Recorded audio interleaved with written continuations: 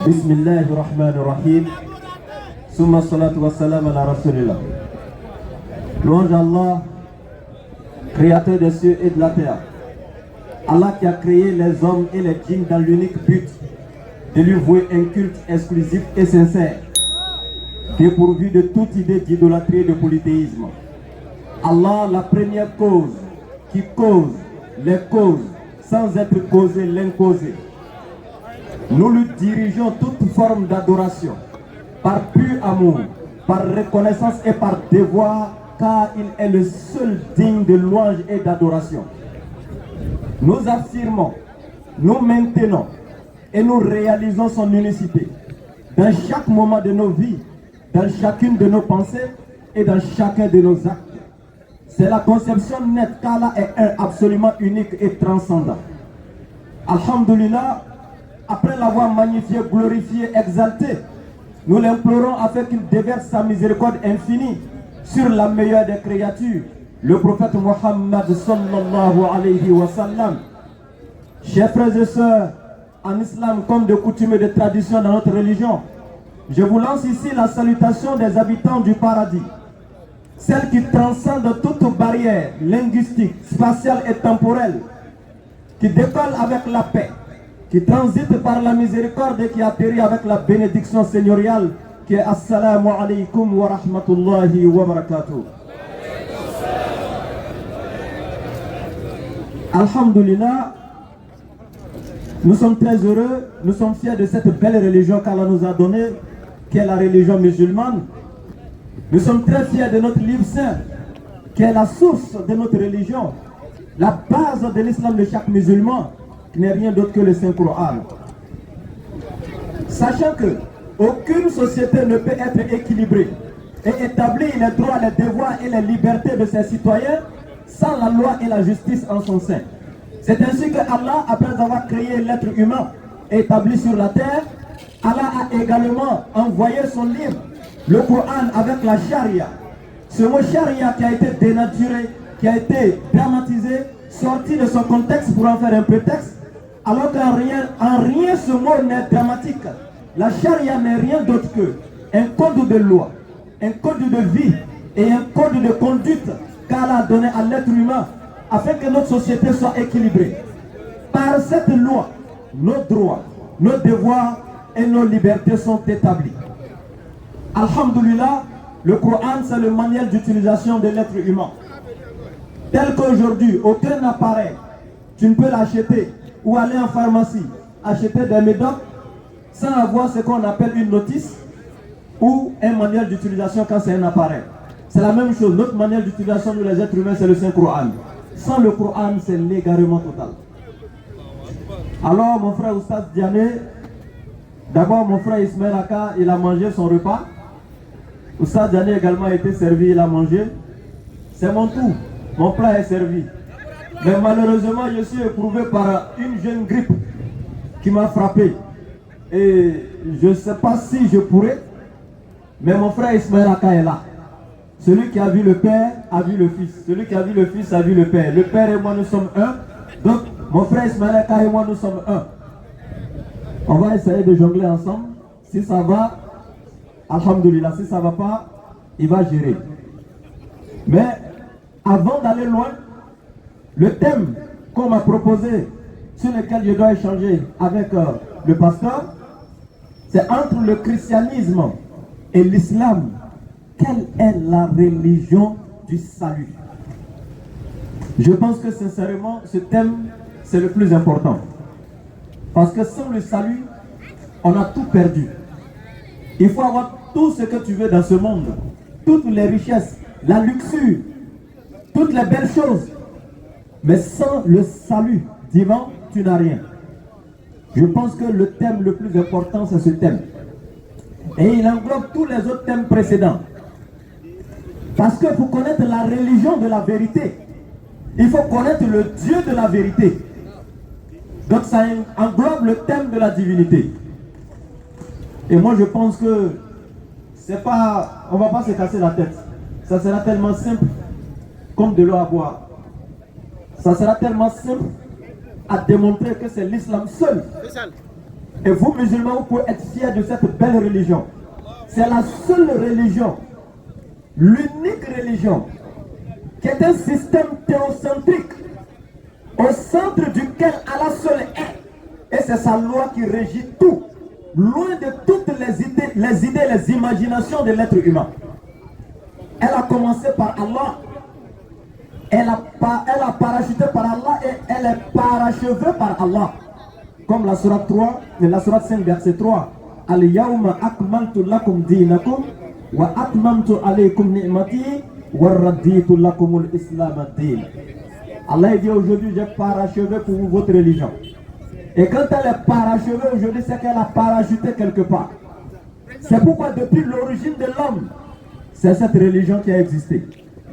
C'est tel qu'Allah a donné à l'être humain depuis l'origine, comme dans la sourate 30, verset 30. Allah il dit, dirige ton être exclusivement vers la religion à Allah. Telle est la nature qu'Allah a originellement donnée à l'être humain. C'est la seule religion que tous les prophètes ont pratiquée. Allah il dit, cette religion, c'est sa religion. La tabdila li khalqillah, zalika dinul qayyim, walakin akthar an-nas la ya'lamun. Point de changement à la création d'Allah. C'est certes l'islam qui est la religion de droiture, mais la plupart des gens ne savent pas comme nos frères chrétiens. Allah dit, munibina ilayhi, venez repentant à Allah. Jésus, quand ils sont en train de défendre là, Jésus même était repentant. Il s'est repenti à Allah. Dans Matthieu chapitre 3, vous allez voir que Jean-Baptiste faisait le baptême de la repentance et du pardon des péchés. Et Jésus est venu dans le Jourdain. Il s'est fait baptiser dans le baptême de la repentance.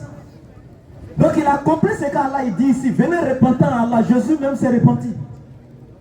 Allah dit, wa aqimus salah, accomplissez la salat. Et Jésus l'a fait. Dans Luc chapitre 6 verset 12. Il passait même toute la nuit à prier Dieu. Il faisait des veillées nocturnes en prière. Subhanallah. Matthieu 26, 39.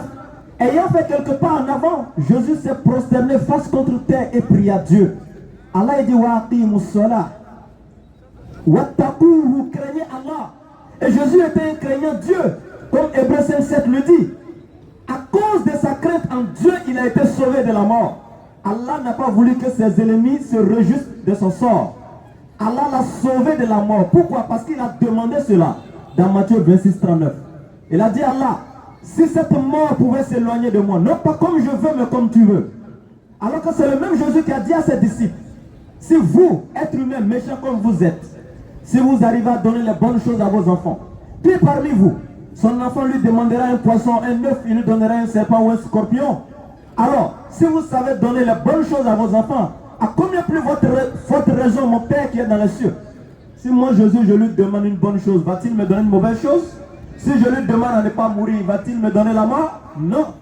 C'est pourquoi dans Jean 11, lorsque son ami Lazare est mort et que la soeur de Lazare a croisé Jésus qui s'appelle Marthe, elle dit, Jésus, je savais que si tu étais là, mon frère Lazare n'allait pas mourir. Parce que je sais que tout ce que tu demandes à Dieu, Dieu te donne. Donc, tout ce que Jésus demande à Dieu, Dieu donne. Mais ici, Jésus a demandé à ne pas mourir. C'est pourquoi Dieu l'a exaucé. Donc le passage de Hébreux 5, 7 se rapporte à la prière de Jésus à Gethsemane dans Matthieu chapitre 26, verset 39. Il a été sauvé de la mort à cause de sa piété. Et Allah dit, Wala takunu minal mushrikin, et ne soyez point du nombre des associateurs. Et Jésus également, il y a un jeune scribe qui avait lui poser une question. Et la question était laquelle? Il demande à Jésus quel est le plus grand de tous les commandements. Jésus a d'abord observé un silence pour attirer l'attention de toute la foule qui était autour de lui. Et il a répondu en disant ceci: Shema Israël, Adonai Elohim, Adonai Ehad. Et il dit, écoute Israël, le Seigneur notre Dieu est l'unique Seigneur. Il n'a jamais été du nombre des associateurs. Il a présenté le seul véritable Dieu qui mérite l'adoration. Et il s'est présenté comme l'envoyé de ce Dieu.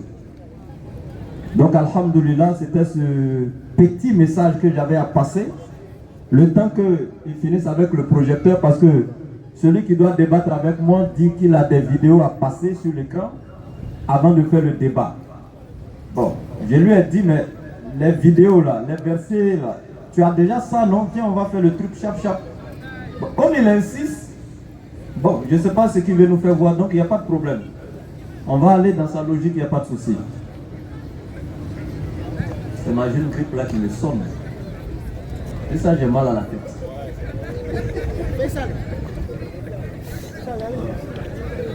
D'accord, alhamdoulilah.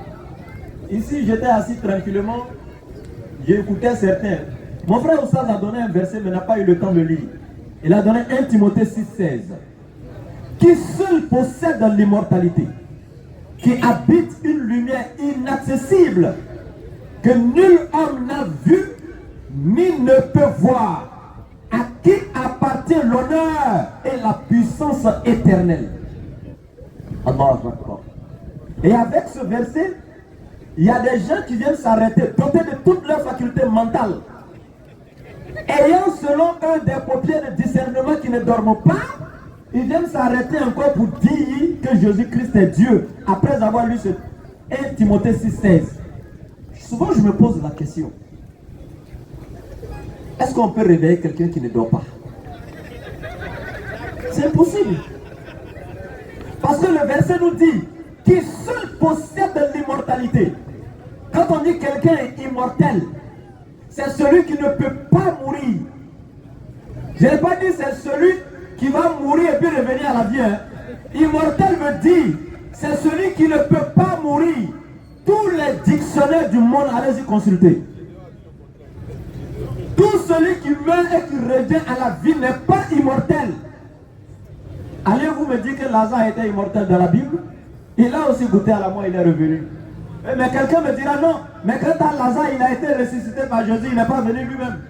La Bible aussi dit que Jésus a été ressuscité, il n'est pas venu de lui-même, n'est pas revenu de la mort de lui-même.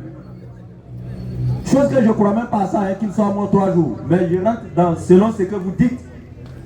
Parce que dans Actes des Apôtres, chapitre 5, verset 29 à 30, c'est Simon Pierre qui parle. Pierre a vu Jésus. Il était le patron de tous les 12 apôtres. Il a vu Jésus, il a marché avec lui, il a mangé avec lui. Simon Pierre dit, le Dieu de nos pères a ressuscité Jésus. Et Jésus également a été ressuscité. Mais la définition d'immortel est celui qui ne peut pas mourir. Si quelqu'un peut me donner une autre définition, qu'il vienne, on est là. L'éternel est défini. Quand on dit quelqu'un est éternel ou quelque chose est éternel, il y a au moins 3 définitions en ce qui concerne l'éternité d'une chose. Il y a au moins 3 définitions. Mais quant à l'éternel Dieu, regardez la définition.